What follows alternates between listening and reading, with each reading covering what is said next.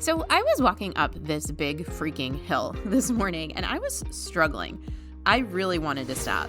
Every part of me wanted to just quit and stand there for a minute. And right then I remembered something that I have learned the hard way on my bike and in my whole life. Stopping on a hill is the worst thing you can do because starting again is so much harder than just slowing down. And my friend, that little idea is the entire reason some women lose weight and keep it off, and others spend years starting over and over. So let's talk about it. Welcome to the Biking Wellness Podcast. I'm your host, Stacy Smith, and I lost 50 pounds riding my bike by focusing on what my body can do. Now, I teach other women how to do the same. I am obsessed with completely flipping the script on weight loss so that we can work out to feel good and feel strong. If you are ready to stop dieting, learn how to appreciate your body, and have fun riding your bike, you're in the right place. Let's dive in.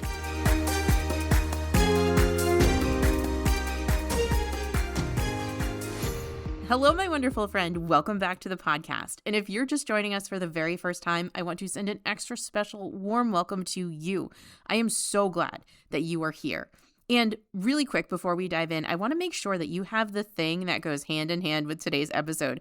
I have a brand new, completely free guide called The Secrets I'm Using to Lose 10 Pounds This Summer, even on my busiest days. It's 6 simple, real-life things I'm actually doing right now. And the whole idea is that you don't have to do it all on your own, and you don't have to do all 6.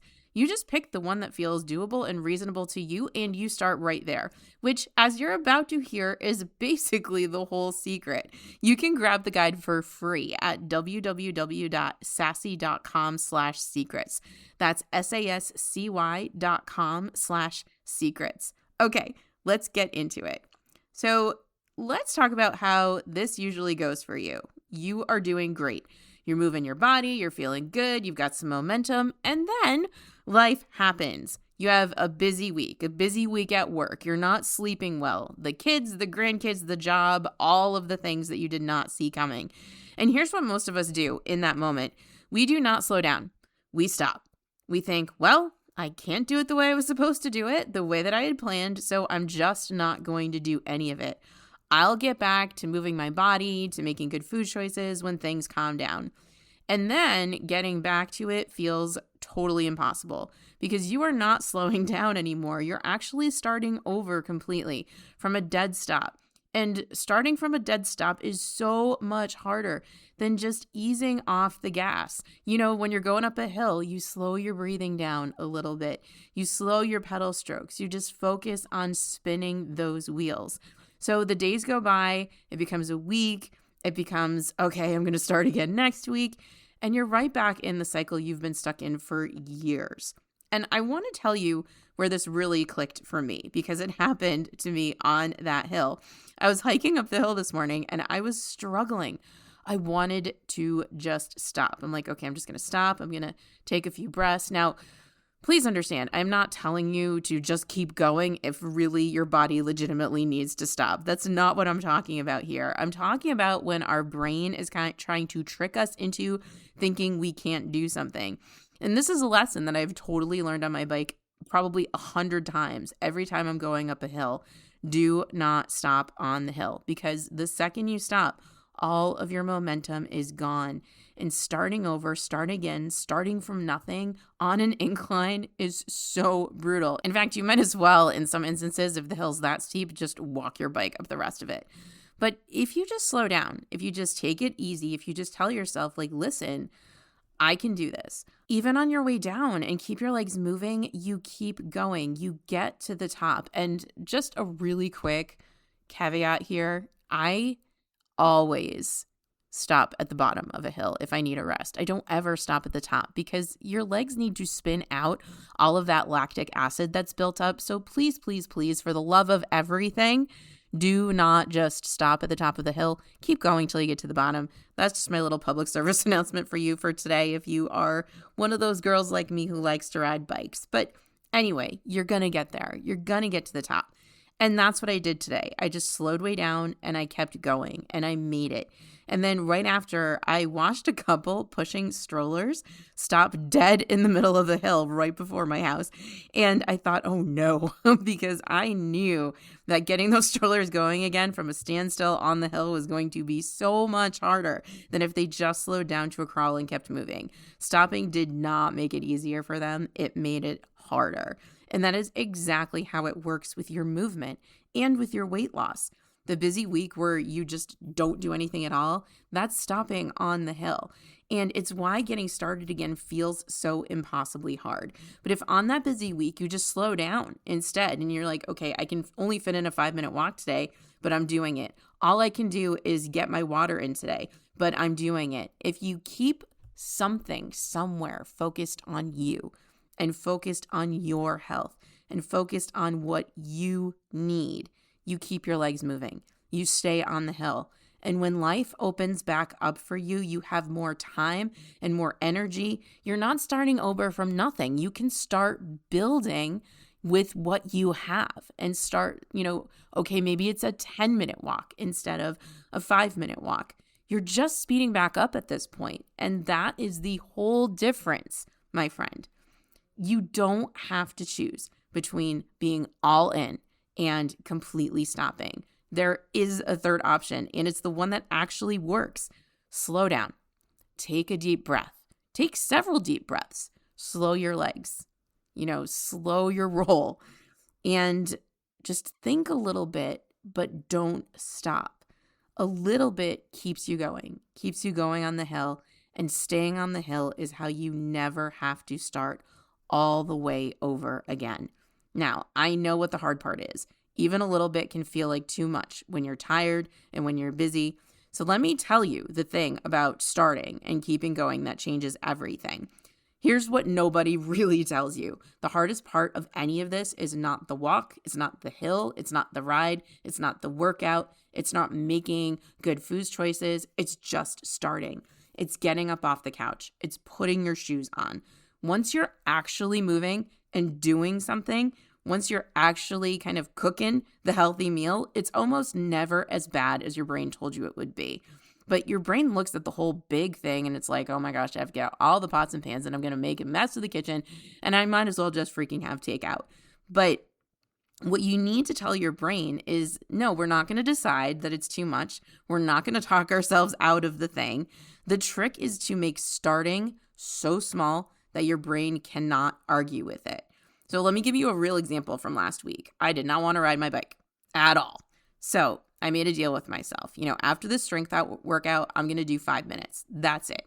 I just wanted to get this habit going of doing a little bit of a spin on the bike after my strength workouts. So even if it's just 5 minutes, like a 5-minute cool down, that's totally fine. I could quit.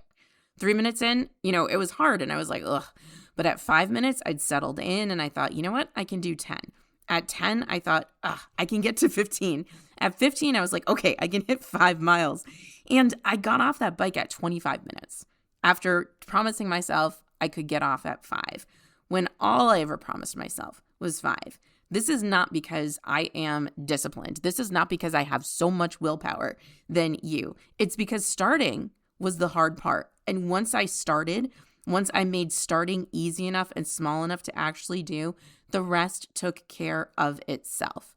Another trick that I employ all of the time is I just put on my workout clothes. So for summers, when I have the day off from work, because I don't work during the summer, I will get dressed in workout clothes immediately when I wake up in the morning, because then all I have to do is go for a hike, go for a walk, go down and do my strength training workout, go down and do a bike ride. I'm already dressed for it. And I do the same thing when I'm working. When I come home from work, I immediately change into my workout clothes. That way, I have eliminated one of the obstacles and one of the barriers to starting. Make it easy to start. Make it simple. Make it easy to keep going. So here's what I want for you. I want you to stop asking yourself to do these big, huge things. I want you to ask yourself to do the tiny thing, the simple thing, the 5-minute thing. 2.5 minutes out the door and turn around and come back. That's it. That is all I'm asking for. Get dressed in your workout clothes so there's less in the way between you and actually moving your body. Make starting seem so simple and so silly and so easy, because once you start, you might keep going. You might do more. You might not. And both of those things are equally fine. Even if you don't, 5 minutes still keeps you on the hill, still keeps you in the habit of moving your body. It counts. All movement counts. The hardest part is starting, so make starting tiny. Make it easy. Promise yourself 5 minutes. You'll often do more, and when you don't, 5 minutes is still a win. Shrinking the start is how you keep going on the days you normally would just give up. And this, my friend, is the whole reason that I made you this free guide this summer. This is what I want you to take with you today. You don't have to be all in or all out. When life gets hard, just slow down. You don't have to stop. You keep the smallest version going so you stay on the hill and you never have to start all the way over. And you make starting so tiny and so easy that your brain can't talk you out of it. And that is exactly what my free guide is built to do this summer. It's called The Secrets I'm Using to Lose 10 Pounds this Summer, even on my busiest days. I know that you're busy. I'm busy too. 6 simple things. And here is the whole heart of it. You don't do all 6. You pick the one that feels the most doable to you right now, the smallest one. You start there, you get it on lock, and then you think about adding more things in. That is your slow down, don't stop right there on paper in my guide. And so if today's episode hit home for you, go grab the free guide. It's totally free, and you can get it at sassy.com/secrets. That's SASCY.com/secrets. Download it, pick your one thing today. Email it to me at stacy@sassy.com. That's STACY@SASCY.com, or DM me on Instagram at sassycycling, SASCY cycling. I can't wait to hear from you.